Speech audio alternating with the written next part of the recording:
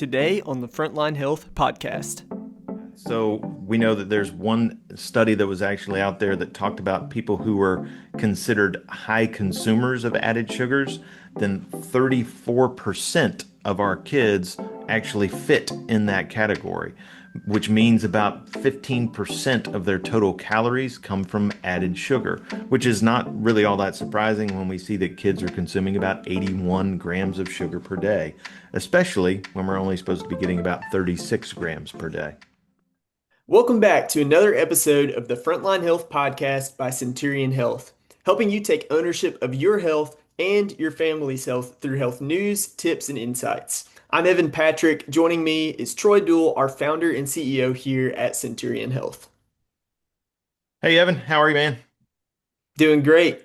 Glad to be here with you again for another conversation. And as you well know, Halloween is right around the corner. I think we love the fun aspects of Halloween, the costumes, the candy, the trick-or-treating, but there is a sweet side effect that we definitely cannot ignore when it comes to our health. That is absolutely true. So Halloween certainly is a season of candy. We always talk about the issue with teeth and making sure that people brush their teeth, but I think we have to be reminded that there is also an even darker side to the sugar that we're allowing our kids to consume, and oftentimes as parents, you end up picking it up yourself. So certainly something to start looking at and reviewing and making sure we get this thing right.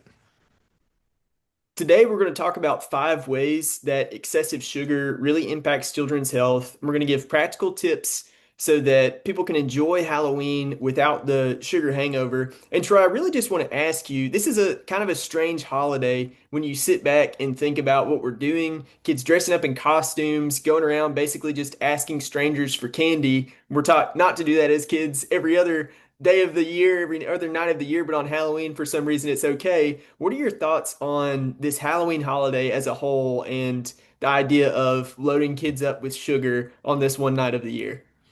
That is a loaded question, and you're right. There is so much to it that we'd have to unpack, and we could probably have a whole podcast just on Halloween itself. But I think to start off with, it's really kind of odd that we do dress up and then we go to total strangers' houses and we ask for candy. So that in and of itself is enough to just stop and go, huh, I wonder if this is a smart thing to do. But when you start talking about the sugar issue, I think that's where we really have to step back and when we're talking about the health issue, because we know that all of these candies and everything else are loaded with a lot of the dyes, a lot of the preservatives, and so much sugar that have been compounding the effects of ADHD and inflammation and joint health and so many other things that we really have to step back and go, does this make sense?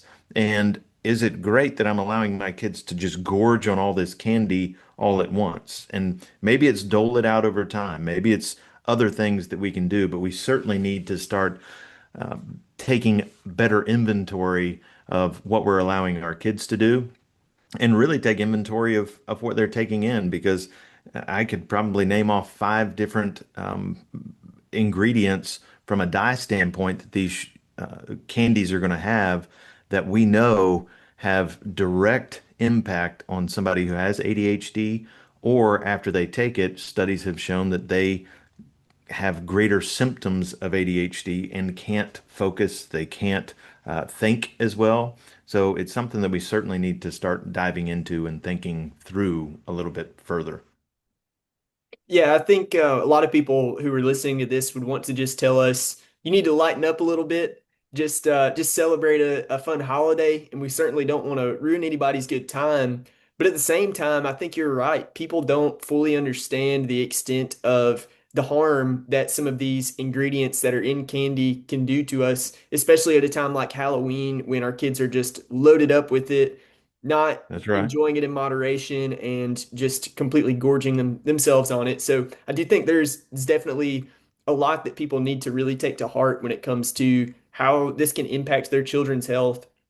To kind of set the scene for this and explain why this matters a little bit, I want to just explain a little bit about how already at baseline, there are a lot of kids who are already consuming way too much sugar. According to the CDC, children and young adults aged 2 to 19 in the US averaged 17 teaspoons of added sugars a day in 2017 to 2018, which that's an average, right? So that's not even Halloween, that's just normally kids are already well over what they should be consuming. There is no doubt about that. I think some of the most surprising facts and figures that are out there are really the number of people who are consuming way too much sugar. We know that as adults we consume more sugar, but it's staggering to think that kids between the ages of 2 and 18 actually consume more sugar than adults do. Hmm. And it's leading to childhood diabetes. It's leading to greater inflammation issues. It's leading to ADHD. There's so many things that we see being a cause and an issue that we've got to be very, very careful of and mindful of. And I think it's interesting to when you put that whole piece, we talk about 17 teaspoons of added sugars per day. There are some studies that show American adults consume about 77 grams of added sugar per day, and kids are taking about 81 grams per day. So what your fact was 17 teaspoons of added sugars per day. That's on top of the regular foods that Mm. we're already consuming. So, and when you put it in perspective, men are only supposed to get about 36 grams per day and women about 24 grams per day. So we are blowing that average out of the water and need to be very, very careful and mindful of what we're doing with that kind of stuff. Mm. That's really powerful. Let's dive right into some of those specific things that you mentioned. Here are five scary ways that sugar impacts kids' health.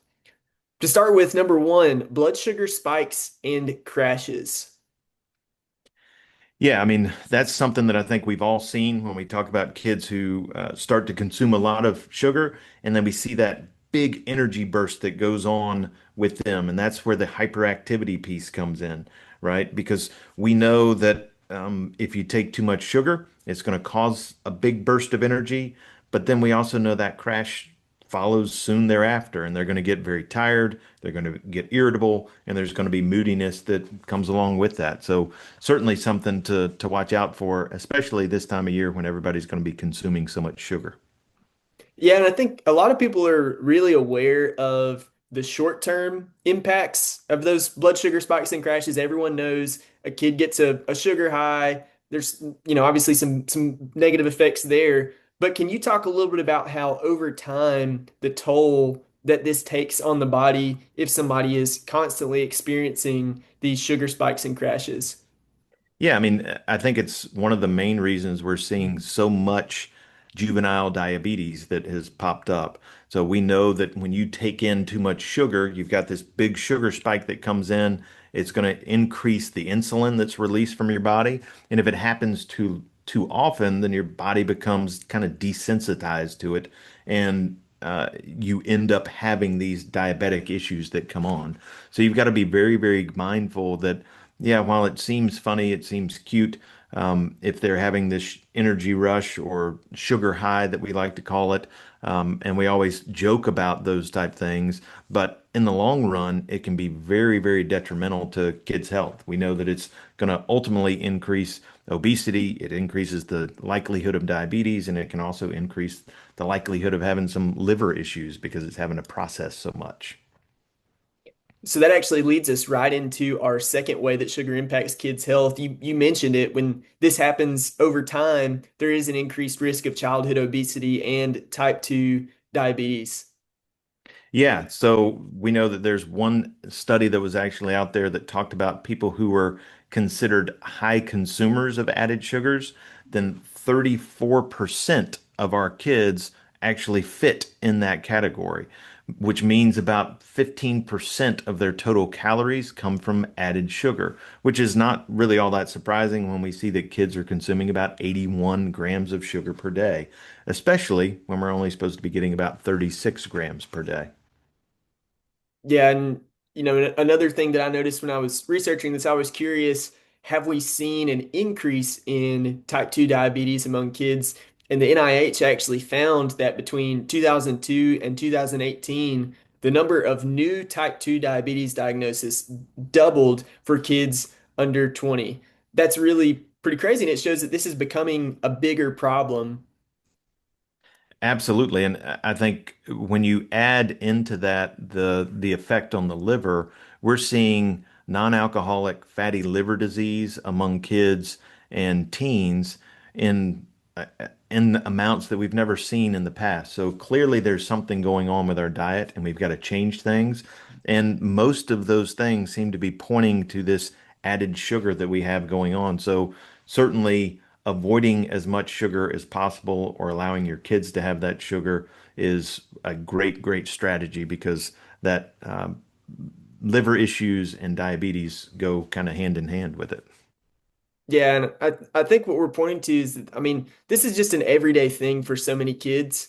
One observation that I had when I was working directly with kids is when I was a teacher, how many kids would walk into my classroom every single day with these energy drinks that are high in sugar. I mean, every single day to the point where I eventually banned them and said that you can only drink water in here because of the behavior issues that it was causing, just because of the immediate impact. And then on the other side of that, they would tell me, well, I can't stay awake and pay attention and do what I need to do in class if I don't have this energy drink. And I'm like, hey, that's a problem. Like maybe you should go to sleep a little That's bit earlier and address the root cause there, which is you're staying up late playing video games, not that's getting enough exactly right. sleep.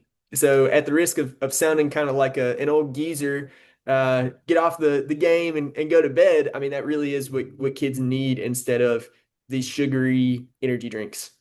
For sure. And I think you bring up a good point. So, sugar is definitely a big issue, but the sleep, the non-disciplined time of, hey, I'm going to, about an hour before I go to bed, turn off all kind of electronics. We've gone over this before in some of our other podcasts, but we know that sleep is an issue, sugar is an issue, and how easy it is for us and our kids to be totally distracted when you're walking around with basically a TV in your hand these days. Anywhere you can go and find some information, find some way to be entertained, but we all need to have kind of a day off from our technology in order to help try to increase our attention span and maybe spend 30 minutes before you go to bed reading a book and doing something else that is not quite so visually stimulating. And I think all those things will certainly help. But I know that's not the story of what we're talking about right now. We're talking about sugar and the issue of sugar. But I think it's a such a big cumulative effect when you're talking about sugar, attention span, and all these other things.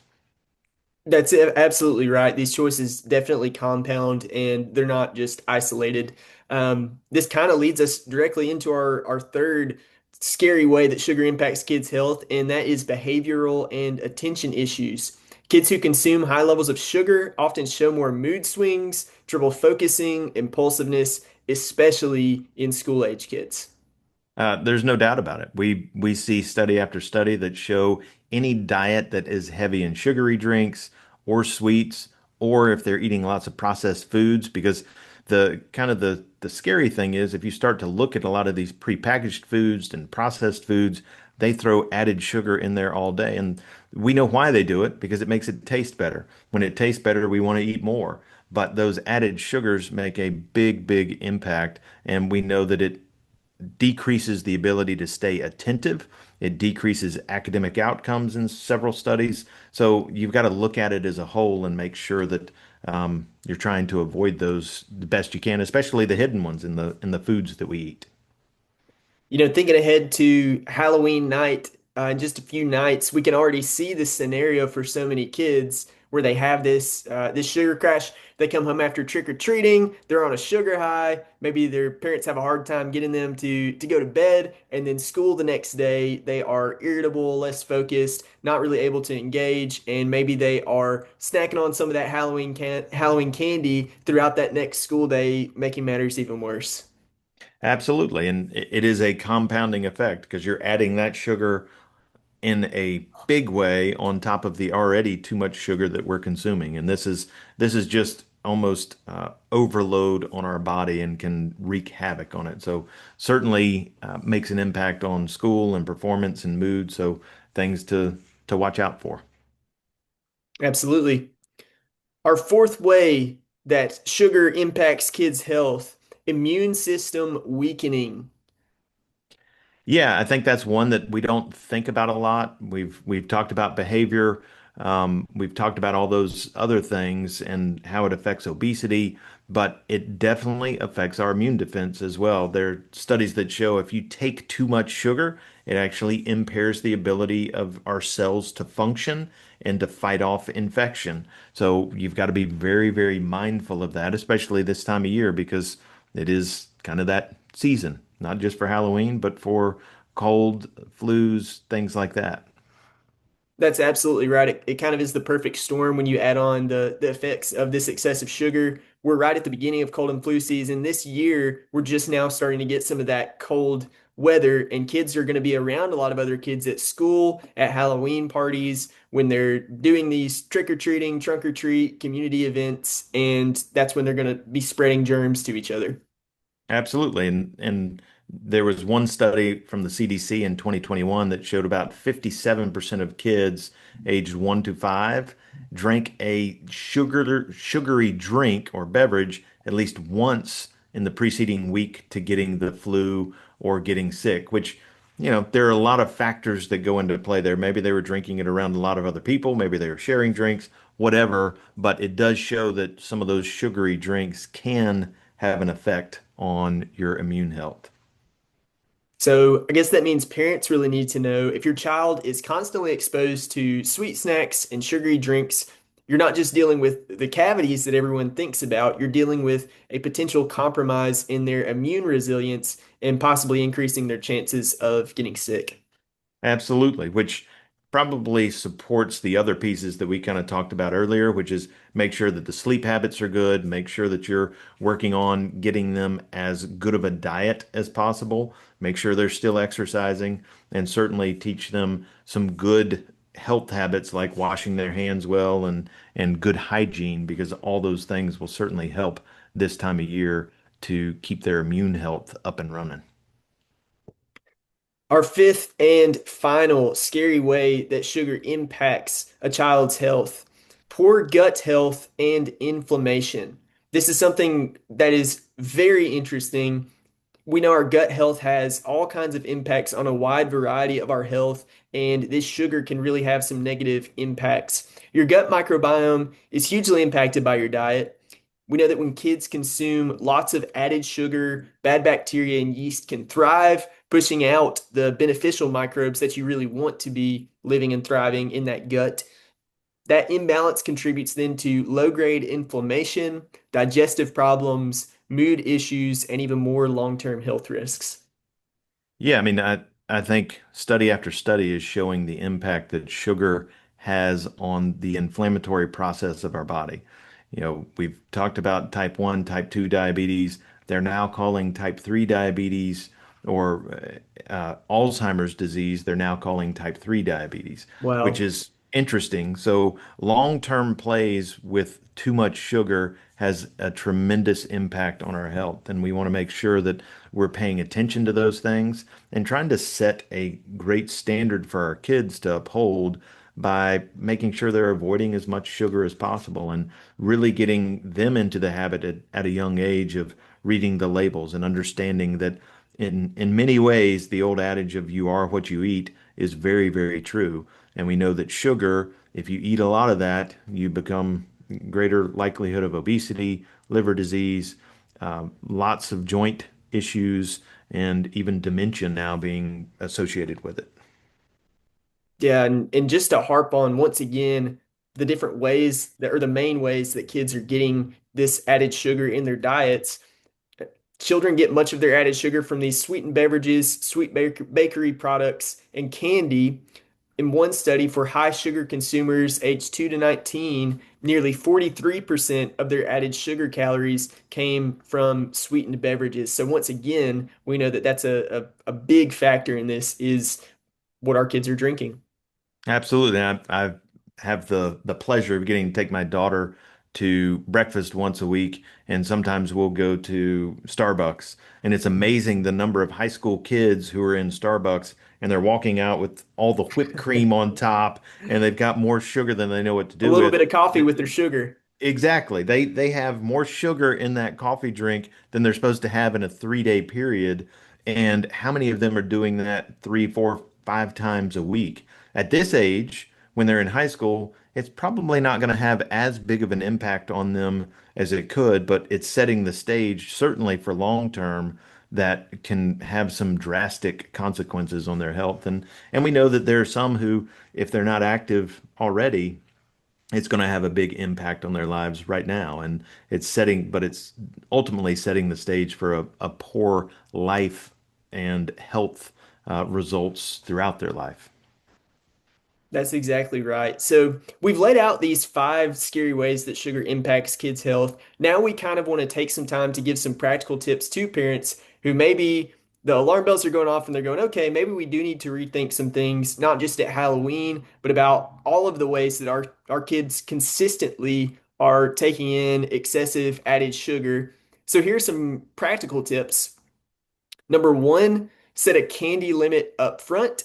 Maybe you let your child pick their favorites, but you have set a pre-agreed limit for what they can actually consume on Halloween night or in a single day. After that, you kind of set it to the side, keep it stored, you portion it out gradually. That way, you're helping them control those sugar spikes that we talk about, and they have clear expectations that they're not just going to gorge themselves. They still get to enjoy their candy and have fun with that, but they're not consuming it excessively. It's a reward or a treat that's special rather than something that you can just eat however you want.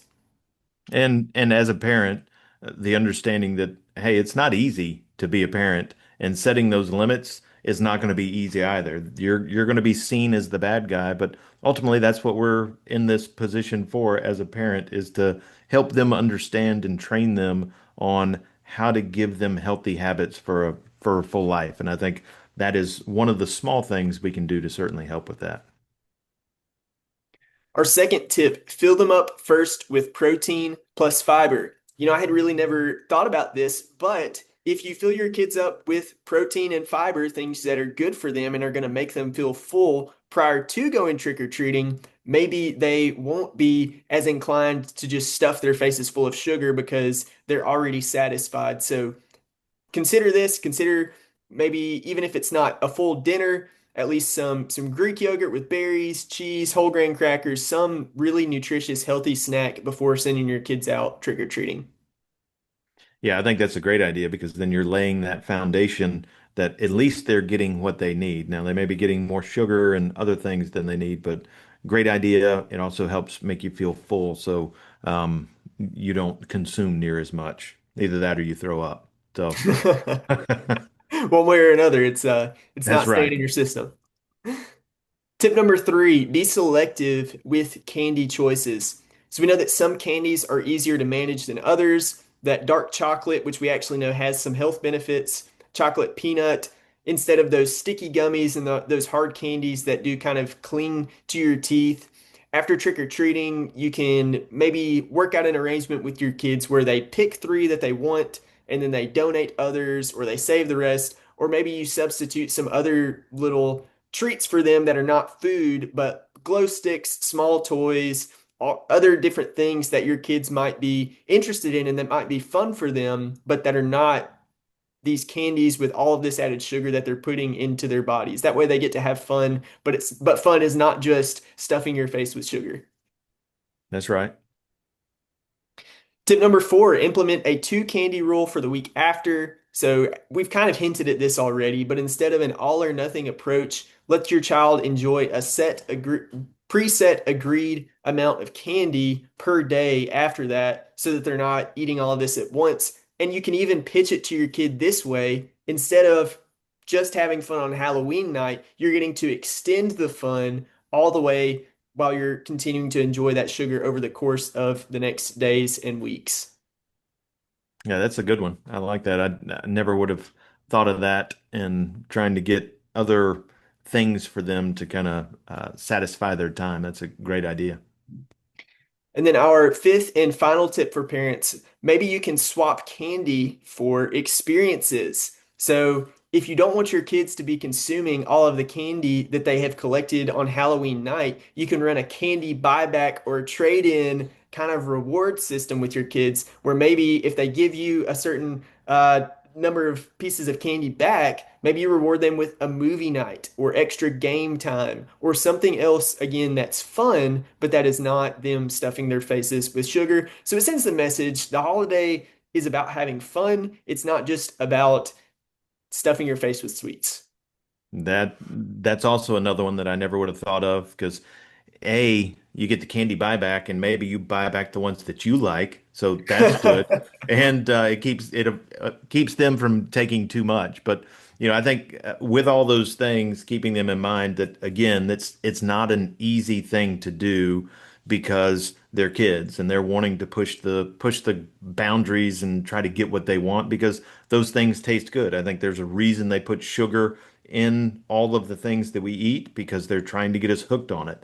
But while we want to limit that sugar, we don't want to really neglect those things that we've talked about before, which is making sure that you're getting them in a good disciplined habit of going to bed on time, making sure they're getting plenty of sleep, making sure that they're getting the exercise they need, especially after eating things like they've been eating, and continuing to keep that piece moving because we know diet and exercise are key no matter what. Make sure that they're drinking plenty of water, and then what they do eat, make sure that it's not the processed foods, but they're going after whole foods like fruits, vegetables, good lean meats that have good solid protein in them. We know that's going to be the most beneficial thing we can do for our kids as we're limiting sugar intake as well. That's all really great advice, Troy. And I think it's just important for people to remember when we practice this healthy lifestyle and these healthy tips that we know that we should be doing, it makes us feel better and ultimately does help us elevate our lives and make our lives better. We oftentimes turn to these quick fixes or these sweets, these things that give us a quick rush or high. But ultimately, when we do things the right way and the healthy way, our lives will be that much fuller. Absolutely. And I think if you keep those things in mind, you have a plan before you go into that day when you're around all this candy and all this kind of craziness that's going on around you, you can stick to your plan much easier and hopefully just enjoy the time with your kids and family and friends, and then understand that within those parameters, we've set expectations on the candy. You hold to it, and you ultimately help your kids develop a pattern of good, healthy lifestyle, which is what we all want. Well, thank you so much for listening to this episode of the Frontline Health Podcast by Centurion Health. If you found this episode helpful, be sure to share it with another parent who's worried about sugar overload this season. We want to help families make smart choices, not feel guilty. Happy Halloween. Go out and take ownership of your health because you are your best health advocate. If you enjoyed what you heard today on the podcast, please consider leaving us a review. We would love to hear your feedback and connect with you further. You can also follow us on Instagram, X, TikTok, and YouTube. And for safe, effective, and affordable health and wellness products made in the USA, visit www.centurion.health. Thanks for listening. We'll see you next time.